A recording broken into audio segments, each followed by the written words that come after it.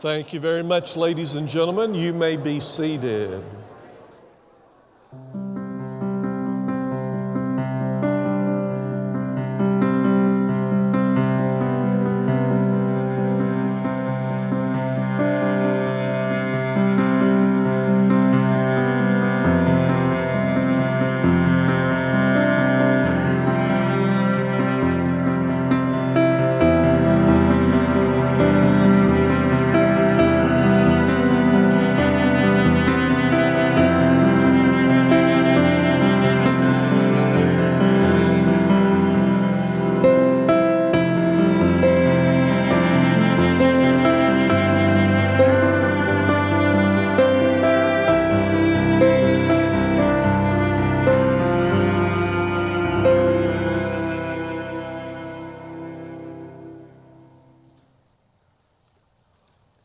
How would you describe your financial plan for your future? Does it sound something like this? Well, I'm waiting to win the lottery, but until then, I'm going to live off the government. Does that sound like your plan for your future? I certainly hope not. But I must say, tragically, we have raised a large segment of our population to procrastinate. Absolutely to procrastinate it when it comes to planning their future. We have actually changed the words of our founding fathers from life, liberty, and the pursuit of happiness to life, liberty, and the guarantee of happiness. The land of opportunity is quickly becoming the land of entitlement. Many people are looking for easy street, get-rich-quick schemes, winning that lottery, winning a frivolous lawsuit, or just going on government welfare programs. Welcome to America in 2017. Speaking of frivolous lawsuits, I couldn't believe this one, but it's true. A 32-year-old former McDonald's franchise manager down in Brazil, manager for McDonald's, he sued McDonald's and was awarded $175,000 in damages. What was the charge? McDonald's made him fat because they offered him free lunches. No kidding. Over a 12-year period, he gained 65 pounds. Some of you guys did that the first 3 years of your marriage. Yeah. And you didn't get $175,000 out of it. So what's your plan for the future? Welcome to week number 3 of How to Be Rich. Week number 3 is entitled Dollar Cost Living. And in your reading in Andy Stanley's book, How to Be Rich, and in your growth groups, you're really going to dig into this whole idea and concept of dollar cost living, what it looks like. Now, what we're doing in this series each week, we're learning how can we be rich with our resources, which includes our time and our talent, our gifts and abilities, and our treasure, our money, our resources. Our foundational text is 1 Timothy chapter 6, verses 17 through 19. And it says, "Command those who are rich in this present world not to be arrogant, nor to put their hope in wealth, which is so uncertain, but to put their hope in God, who richly provides us with everything for our enjoyment. Command them to do good, to be rich in good deeds, and to be generous and willing to share. In this way, they will lay up treasure for themselves as a firm foundation for the coming age, so that they may take hold of the life that is truly life." Now today we're going to take one slice of this whole idea of how to be rich, and it has to do with our future, and it has to do with saving for our future, so that when we arrive at our future, we will actually have some time and hopefully a little talent developed, and maybe a lot of treasure that we can share and benefit others in need. The Bible is very, very clear on the subject of saving. A saving plan for a Christian, for your future, is good.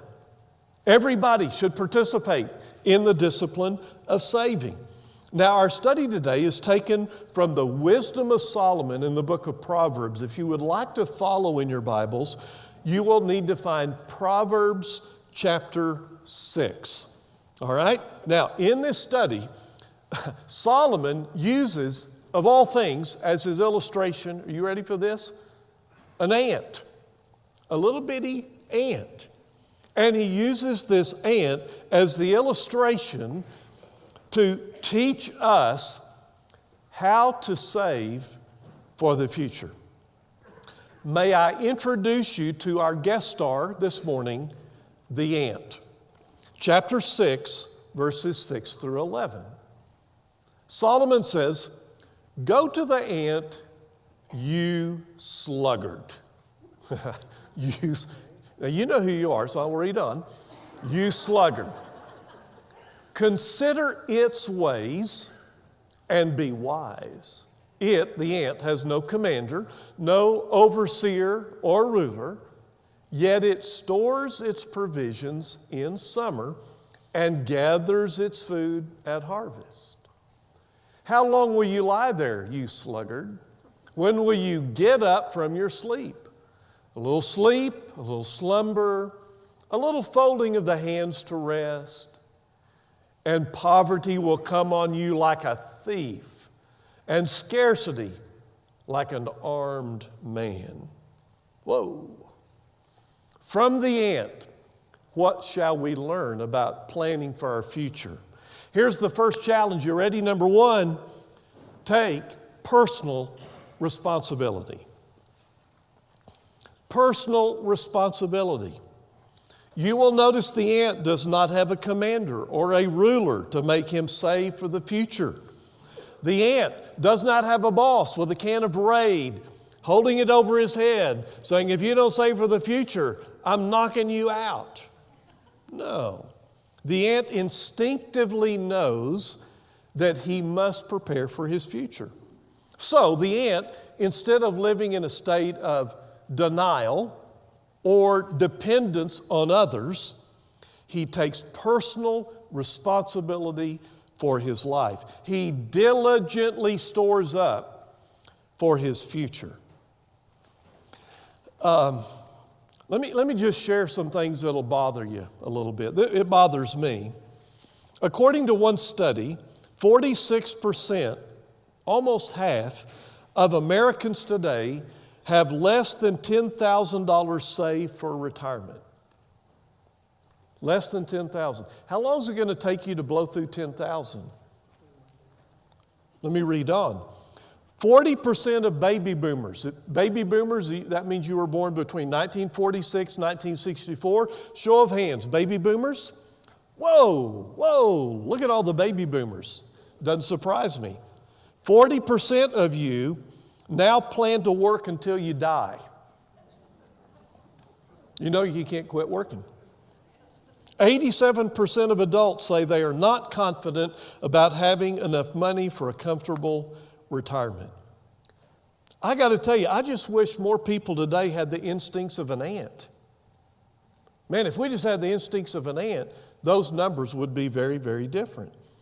Tragically, too many people swim in the river called denial.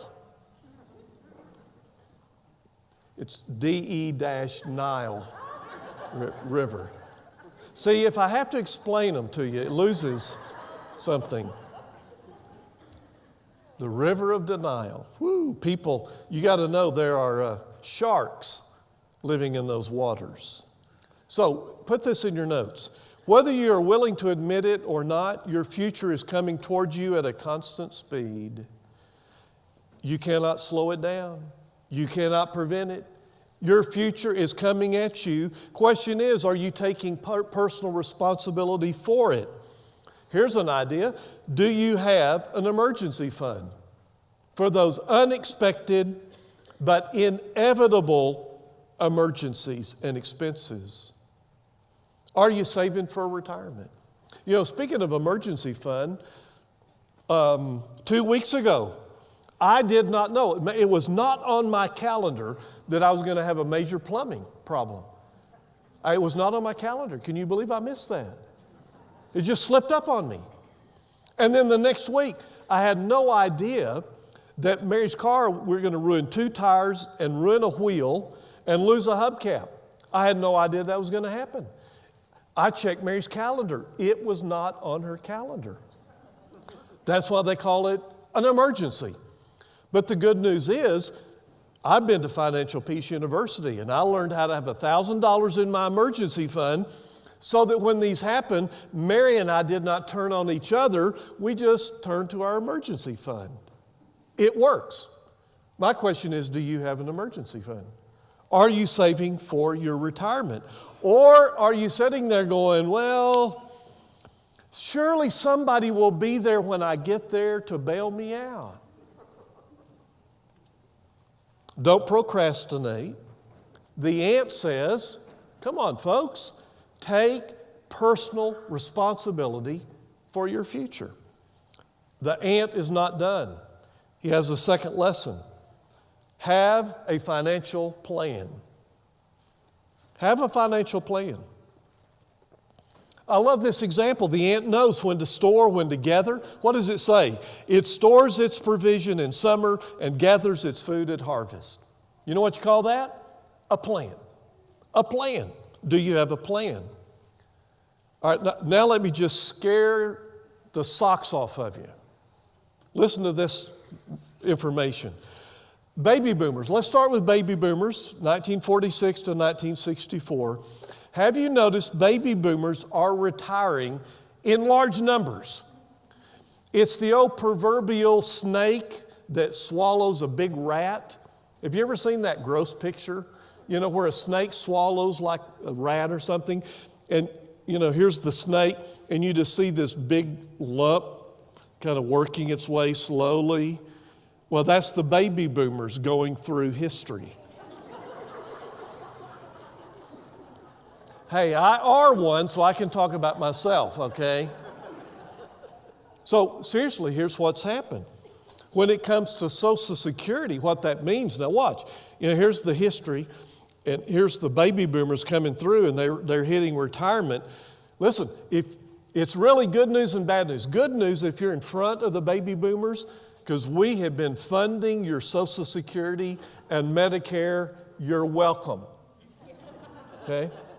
It's bad news if you are on the other side of the baby boomers, because you are fewer in numbers, and there's a whole bunch of us heading toward retirement.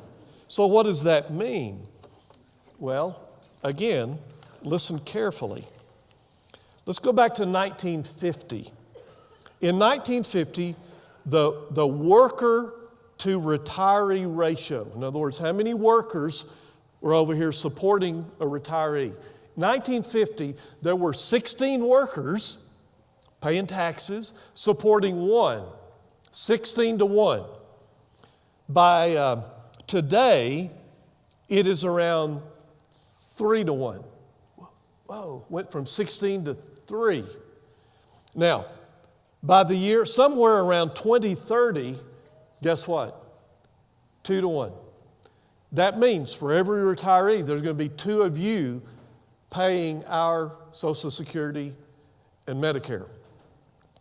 So I like to plan ahead. I would like for 2 of you to volunteer. Which 2 of you are going to support me? And I'd like to see your financial report to see if you are worthy to be one of my 2. I'm going to handpick my 2. You see the problem. You see the problem. So somewhere around 2029, there's a debate about the actual date, but somewhere about a decade away, the Social Security Trust Fund will be exhausted. You're going, what? I thought Congress was holding that in a big bucket. Yeah, look in the bucket, it's full of IOUs. They spin it. Uh-oh. Houston, we got a problem. So baby boomers, what's going to happen? Well, let's first of all ask, how did it happen? Baby boomers now, as I said, are retiring in large numbers. They had fewer children, so there's fewer people behind them supporting them. And tragically, a moral failing of the baby boomers has a financial ripple effect. And here's what I mean. The baby boomers, since Roe v. Wade in 1973, the baby boomers aborted 54 million babies. Now that's a tragedy in moral standards, but do you see the ripple effect? That's 54 million taxpayers that are not here paying the tax. I'm just explaining how it happened. So, remember how sometimes the Apostle Paul would say, "This is me talking, not the Lord"? Okay, right now, this is me talking, not the Lord. This is totally me. In my financial planning, and Mary and I for the last 40 years, we are not planning on receiving a penny of Social Security or Medicare. None. We're not planning on it. Now, if we get it, we'll appreciate it. Thank you very much, all you young people. But as far as our plan, we are planning to be without it. Does that make sense? Now, my challenge would be, if you look at the stats and where the numbers are going, I would encourage you to give serious thought to that. So, in my life, I've been paying Social Security all my life because I've been a worker. I consider it benevolence for my mom and dad. I don't consider Social Security my savings. No, that's me paying for mom and dad and their generation. And by the way, all of you who are older than me, you're welcome. My pleasure. I enjoyed supporting you all these years, so God bless you. All right? Now, this is frightening when you look at these numbers. So, what are some practical steps we can take to develop a financial plan? Number one, create a budget. Create a budget. You got to know where that money is going. Number two, you have to actually live on the budget. You can't just look at it and go, "Wow, look, color-coded. Man, that's cool." You actually have to live on the budget that you create. Take classes like Financial Planning University. Become a student of financial management. And please don't tell me you can't. If I can do it, anybody can. Really. Listen, when I went to college, I didn't take math. I was a ministry student. I took ministry. I took Bible classes. I did not get classes on financial planning, on cash flow, on budgets, balance sheets. I had to learn all that. But guess what? You really can. You can learn. You can learn enough to manage your money and get better at it. Proverbs 13:11. Listen to this. Dishonest money dwindles away. Now here it is. Get ready. But whoever gathers money, say it with me, little by little. How? Little by little makes it grow. That's how you do it. I'll show you a little bit later what I mean. Proverbs 21:5. Look at this. The plans, see, you got to have a plan.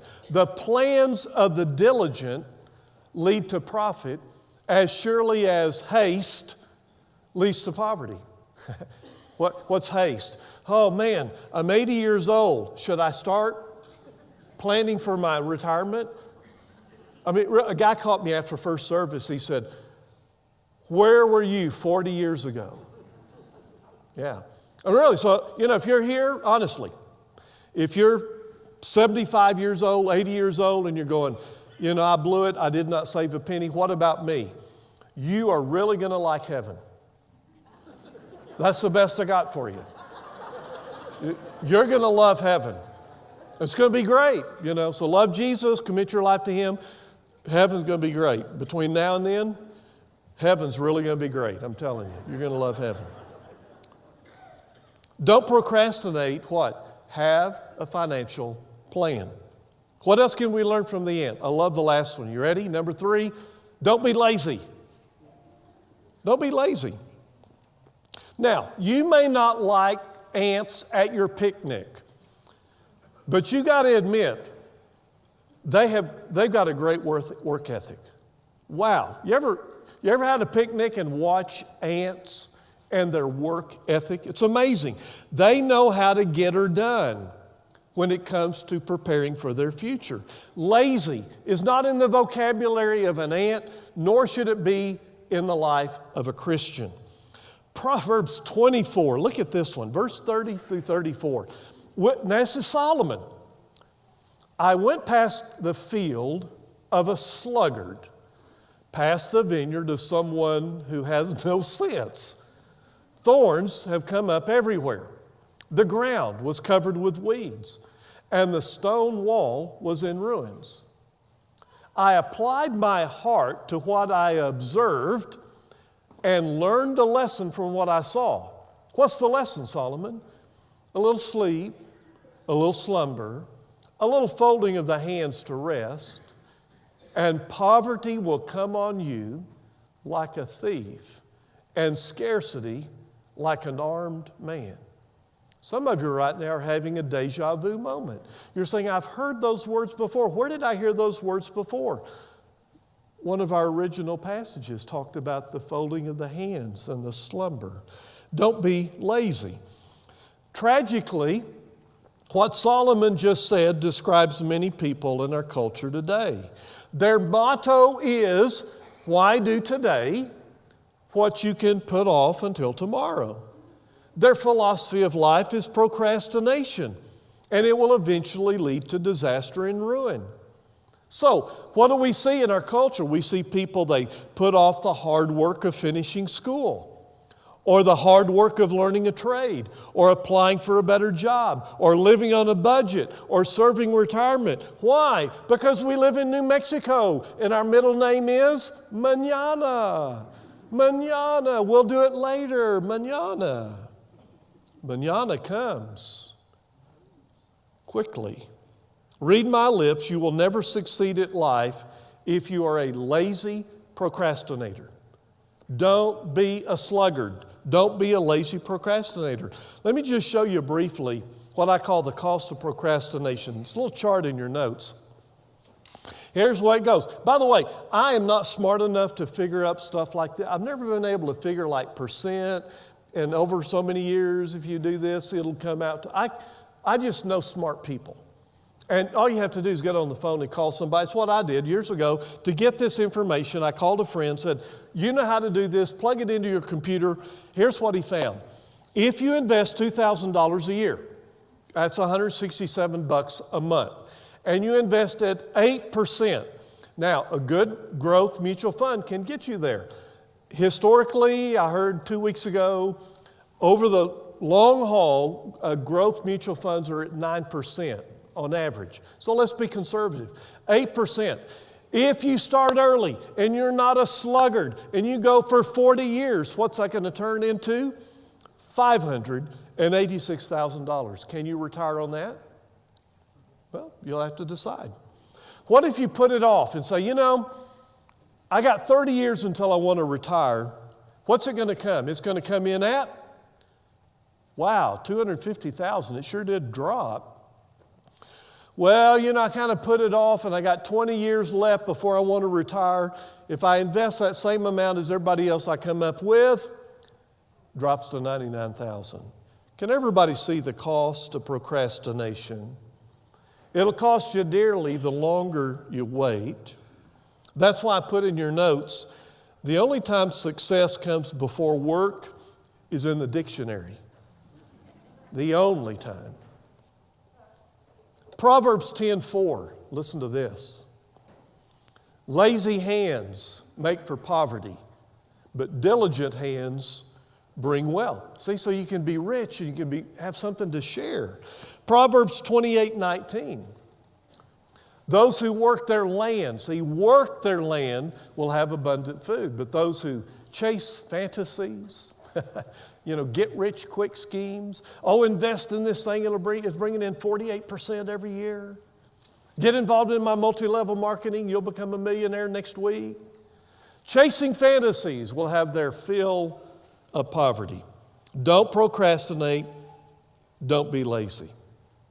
So here, my friend, is the wisdom of Solomon concerning the matter of saving and planning for your future. Take personal responsibility. Don't put it on somebody else. You got to have a financial plan. Get on that budget. And don't be a sluggard. Don't be lazy. Get with it. And you need to start yesterday. You know what dawned on me more than anything else in my study this week?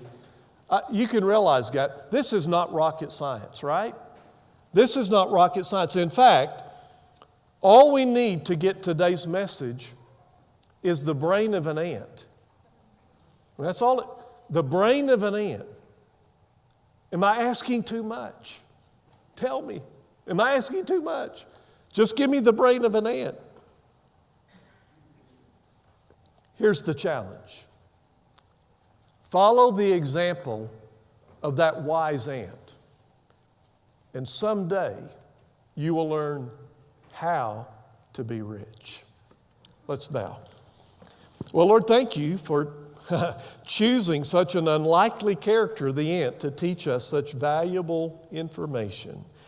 And Father, I pray that we would learn, but more than that, we would be wise enough to apply our knowledge and gain wisdom. Father, our world is full of foolish sluggards. May we not be named in their midst. This is our prayer through Christ. Amen.